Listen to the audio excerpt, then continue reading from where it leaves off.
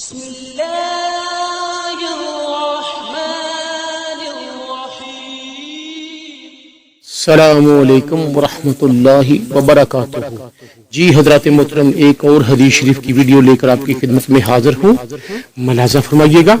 حضرت عبداللہ بن عباس یا حضرت فضل بن عباس رضی اللہ تعالی عنہ سے روایت ہے کہ رسول اللہ صلی اللہ علیہ وآلہ وسلم نے فرمایا، جو شخص حج کا ارادہ رکھتا ہو تو اسے چاہیے کہ جلدی کرے، کیونکہ ممکن ہے آدمی بیمار ہو جائے یا اس کی سواری گم ہو جائے یا کوئی اور ضرورت پیش آ جائے جس کی وجہ سے وہ حج نہ کر سکے۔